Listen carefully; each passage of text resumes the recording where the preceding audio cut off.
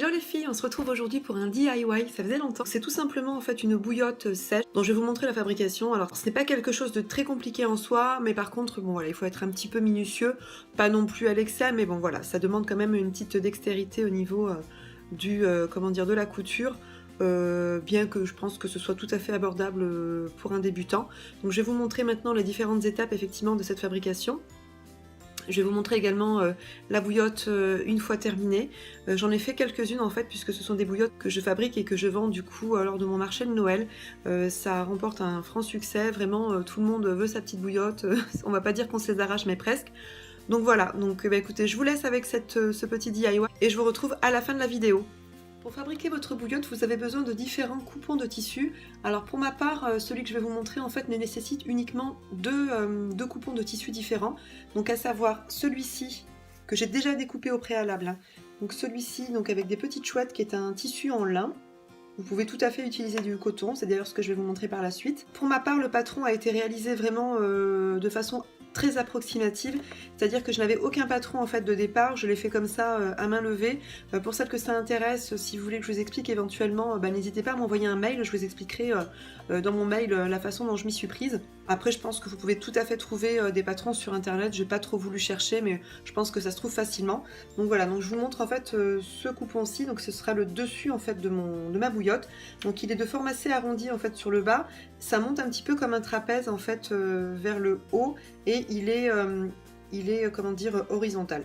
Bon, il n'est pas tout à fait, il n'est pas repassé, hein, donc je vous le repasserai de toute façon à la fin. Évidemment, je ne vends pas des bouillottes non repassées.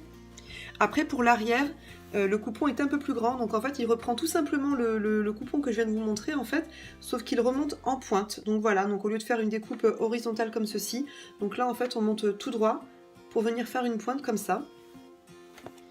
Et donc pour cette partie que je vous ai présentée juste avant, évidemment, donc la pointe, il faut la retrouver aussi sur l'avant du tissu. Donc elle est là, en fait, je vais venir la faire en noir et c'est pour ça que j'ai pas voulu la faire de façon uniforme avec un seul et même coupon. Voilà, j'ai voulu couper un petit peu si vous voulez et donc c'est pour ça qu'on retrouvera à la fin ces deux coupons comme ça cousus l'un avec l'autre. Et ensuite, pour les deux petites oreilles, donc j'ai pris deux petits coupons comme ça. Ce sont deux carrés en fait qui font 8 cm de côté chacun. Donc c'est parti pour l'assemblage. Alors c'est pas évident parce que j'ai pas forcément les outils, on va dire, ni la perche, ni ce qu'il faut pour vous montrer de façon précise ma couture. Maintenant je vais essayer d'être le plus explicite possible. Pour celles qui veulent éventuellement reproduire, n'hésitez pas comme je vous dis à m'envoyer un petit mail, j'essaierai de vous expliquer le plus clairement possible si j'y arrive. Et sinon pour celles que ça intéresse, de toute façon elles sont à la commercialisation. Donc si certains sont intéressés, n'hésitez pas également à me contacter par mail. Voilà, on peut tout à fait procéder à un envoi, etc. Enfin voilà, je vous en dirai plus de toute façon si vous m'envoyez un email. Donc, je commence par la couture de mes petites oreilles. Donc je vais plier le carré en fait, comme ça, d'une pointe vers l'autre pointe. Donc le carré, je reprends. Donc le carré est comme ceci. Je prends chaque pointe dans chaque doigt et je viens les croiser comme ceci, enfin les replier sur lui-même. Je viens replier sur lui-même de façon à faire un triangle. Voilà, donc je reprends, hop, comme ceci, ça viendra faire un triangle. Donc je viens ensuite poser mon tissu au niveau de la machine et je vais tout simplement coudre les côtés là comme ceci en prenant soin de laisser une petite ouverture de façon à retourner mon ouvrage. Voilà, donc mon petit carré est installé, je vais venir coudre les deux côtés.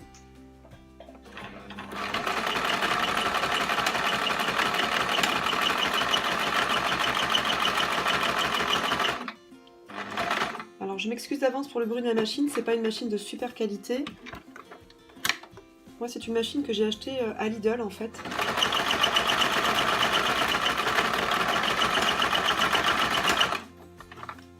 J'ai pas voulu investir de suite en fait dans une machine qui allait me ruiner.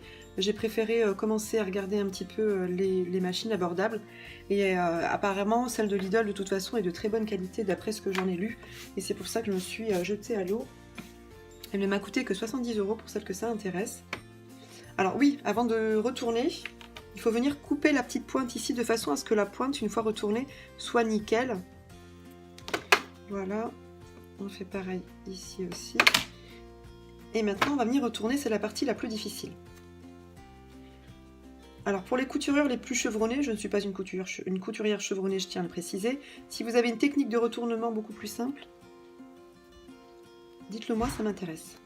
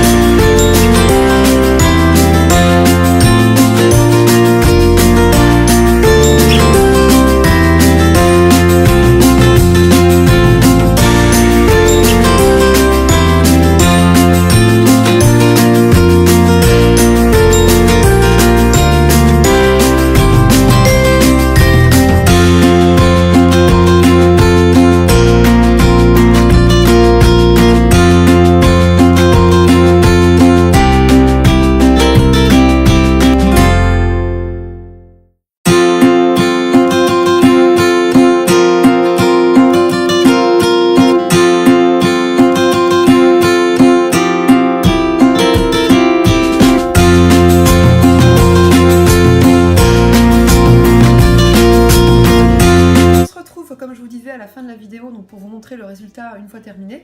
Donc la bouillotte est terminée, elle est remplie et je vais vous la montrer en direct live. Donc en fait c'est celle-ci, voilà, donc c'est une petite bouillotte souris, donc elle pèse son poids. Donc celle-ci je l'ai remplie de graines de lin. Vous pouvez y mettre ce que vous voulez en termes de graines.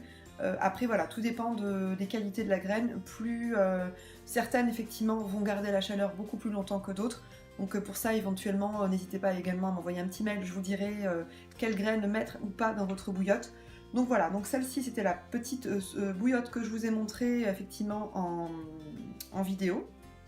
Donc elle se présente comme ceci. Vous avez les deux petits boutons ici que j'ai cousus à la fin donc pour représenter les yeux de la souris. Vous avez le museau et les petites oreilles qui sont comme ceci. Donc voilà, donc là c'était dans le thème du hibou. J'en ai également fait d'autres que je vais vous montrer. Donc on a celle-ci également. Donc là c'est un tissu un peu plus coloré on va dire. Donc pareil, bon, on retrouve toujours les petits yeux, les oreilles.